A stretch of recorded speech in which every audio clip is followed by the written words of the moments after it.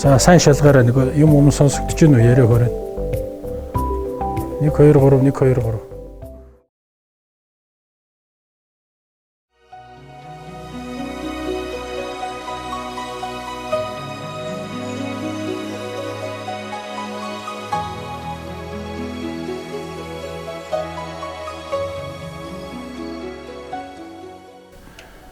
Няман Бадамарагчаатай бичээд 40 гаруй жилийн багшаавын барилдлага ажил төрлийн холбоотой ийм улсууд Бадамарагчаа 72 онд 10 дугаар анги төгсөгчдийн анхны оюутнаар илсэж байсан.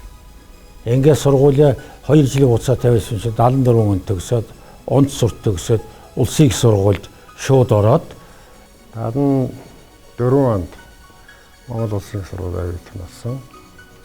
1978 онд Нефтэн Батбаш бизнес мэргэжлэр төгссөн Монгол улсын сургууль. Одоо л бодох нь их найз сөйтөө тийм оюутан байсан гэж бодоод идэх байхгүй юу. Нэг их янз бүрийн хүн амтантай ингээд л навсгаад байдгүй.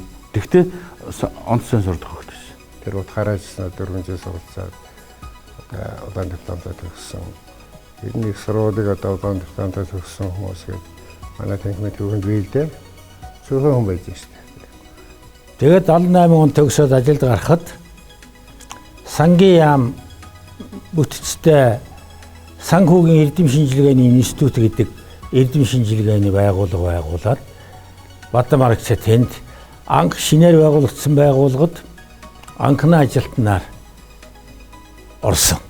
Тэр институт манай сургуулийн баруун жигүүрт байдаг байсан. За тэгээд 79 он гарахад тэр санхүүгийн эрдэм шинжилгээний байгууллагад ганц жил ажиллаад энэ сургуульд багш болсон. Бадамарагчийг анх одоо ингээд танилцуулж байгаа тэр агшинд надад бас нэг юм бодол төрж ирсэн л да. Сургуулаа төгсчихсэн, онц төгсөхийнсэн тий. Тэгээд одоо Монгол улсын их сургуульд орохынсан эргээд одоо энэ хүн шиг юм болох юмсан гэдэг юм сэтгэл тэр агшинд бол төрж ирсэн. Эвлийн үүрийн товчооны гишүүн гэл тэгэхээр бид нар дотор л одоо мундаг нь л болчдгийг. Оюутны одоо тэр үед сурагчдын зөвлөл байсан. Одооны оюутны холбоо. Тэрийг хариуцдаг багш байсан. Тэгэхэд Бадмаа яг сурагчдын зөвлөлийг хариуцдаг багш байсан. Бадамарагчаа багш бол өөрөө хэлсэн байдгийг. Би сургуулийнхаа оюутнууд, багш нар, ажилтан нартай багшийн сэтгэлээр ээжийн элбэрлэлээр ханддаг хүн гэж хэлсэн. Санхүү эдийн засгийн техникум байхаас нь коллежээр дамжиж, эдийн засгийн коллежээр дамжаад санхүү эдийн засгийн дээд сургууль гэдэг энэ бүх шатуудыг дамжиж хийсэн ийм багш нар бол бас цөөнгөө бий. Эдгээр багшны дотроос манай Бадамарагчаа багш бол бас энэ эдгээр хүмүүсийн одоо нэг тэргүүн гинэнд явж байгаа юм багш байгаа. Бадмаа багш бид нар тухайн үедээ бас л янз янзын арга хэмжээл зохион байгуулалт явдаг байсан. Одоогийн шиг тансаг юм байхгүй л дээ. Одоо багш нарын баярыг дэмдэглэдэг юм уу, шинэ жилийн баярыг дэмдэглэх энэ гэдэгт чинь бол гадна дотноос тийм үнэтэй дуучин мууч олж ирнэ гэж байхгүй шүү дээ. Тэгэл өөрсдөө чаддаг мэддэг хэмжээндээ л дуулдаг, ярьдаг л байсан. Тэгээ Бадмаа багш дээр л Монгол морийг л их дуулдаг байснаа санаж байна. Тэгээ намын байхад тэрийг л дуулдаг байсан юм тий. Тэгэл болчдөг л байсан юм да. Тэгээ дуучдаа зэрэгцүүлээд жишх юм бол Бадмаа багшийг хэрвээ нар банзддаг юм бол би нэг чимэд цээ явуулчихъя л баг. Сайн дуучин байна. Мундаг тийч. Бадмаа багш дуулна шүү дээ. Миний дуулна гэж явахдаа хажууд нь амаа хөдөлгөөл дагаад хаяа нэг дахилтан дээр нь чангаан шиг дуурчгаа тэгэл болох шүү. Үлэмжийн чанар гэдэг дууг бол одоо гайхалтай сайхан дуулдаг. Тэгээд тэр дуундаа гардаг эмэгтэй одоо шин чанарыг төгс бүрдүүлсэн юм сайхан эмэгтэй.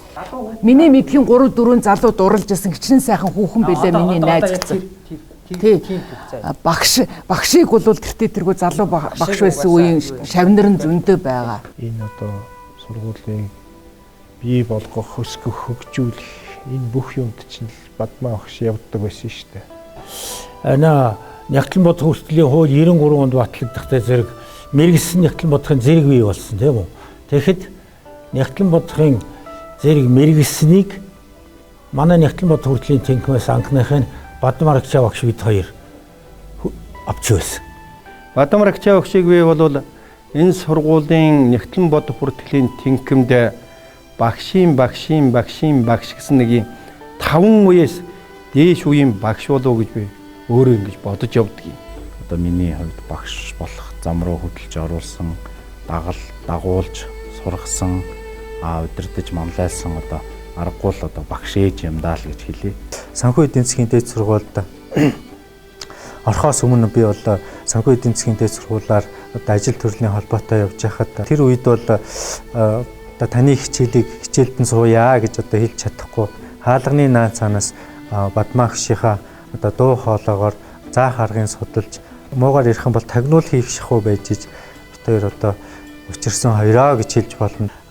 Бид нар одоо их олон дүрм журам дээр цуг ажиллаж байсан. Маш олон тайлангуудыг гаргаж ирсэн, маглын итгэмжлэлийн олон тайлангуудыг бид нар цуг сууж бэлтжижсэн. Ингээд бол ерөөсөө маш мундаг редакц хийж өгдөг.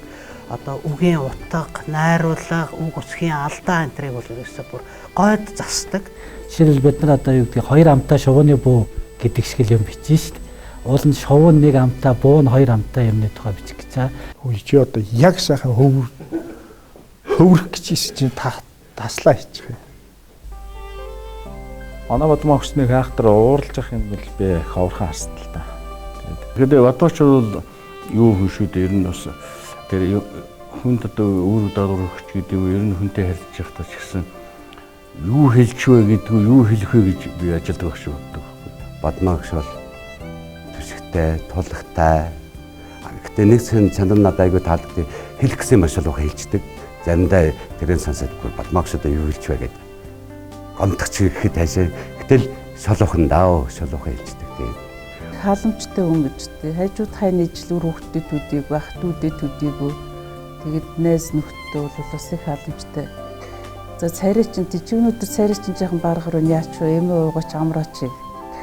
Энийг үлээр нь бас хүн болгон хэлээд идэггүй шүү дээ, тийм ээ. Одоо нэг удуулга хэлсэн билүү? Надад хараач чи одоо ямар сайн. Залуу хүнд тэнхим эрхлэгчээ өгмөр байна гэд би миний санджаагаар бол Эрдэнэ цэцэг багш Небогийн тэнхим эрхлэгч болсон санагдаж байна. Тэр үеэр Бадмаа агшиг тэнхим эрхлэгчээ өгж байгаа сургуулийн захиргаанаас хадаг мөнгөн аяга тэгээд нэг цэцэг энтер өгжсэн санагдаж байна. Тэгээ Бадмаа агш дараа нь 2009 онд дахиад томилогдсон байсан. Тэгэхээр ямар ч байсан сургуулийн захиргаанаас энийгээ далимдуулаад нэг аяга хосцсон юм шиг байна. Тэгэхээр Бадмаа агш авахштай улам хийж бүтээгээд утга учиртай, үлгэр дуурайлтай бүр одоо томоор хэлэх юм бол үлгэр домог болсон ийм сайхан амьдралыг урт удаан хугацаанд туулаад бидэнтэй үргэлж багшилж байгаарэ гэж хүсэх байна. Олон оюутан залуустай өөрийнхөө үнэтэй сайхан зөвлөгөөгөө өгч Монгол улсын Гавьяат багш гэдэг ийм эрхэм сайхан алдар хүнд итгэлийг аваасаа гэж хүсэж мөрөөдөж бэлэгтэй өрөөлийг хэлье гэж бодож байна да. Тэтгэвртэй гарахгүй л ажиллаад байна шүү. Хэдий албан ёсоор гарсан ч гэсэн албан бус байдлаар бол гараагүй ажиллаад байгаа шүү л гэж ойлгож байгаа. Багштай хайртай. Танаас айгүйх олон юм дээр жишг дуурал авдаг. Тэгээ та минь бид нарыг хажууд өшөө олон жил хамтарч ажиллаач. Тэгээ таныг байнга харж амаар байна л гэсэн юм хэлээ да. Тэгээ багштай сайн сайхан бүхнийг хүсье. Тэгээ амьдрал нь байнга өөдрөг ажиргалтай, ач нар нь үргэлж эмээгээ баярлуулдаг. Хүүхдүүд нь ээжигээ гэсэн юм сайхан халамжтай ийм сайхан байгаасаа гэсэн ирүүлгийг төвшүүлье. Тэг найздаа хайртай, дэндүү хайртай. Энийг чинь бид нь хэлж хэлдэггүй шүү дээ ер нь бол. Тэг энэ боломжийг ашиглаад миний найз сайхан шүү. Бүх сайхны үлгэр дуурайл шүү гэж хэлмээр байна. Сэтгэлийн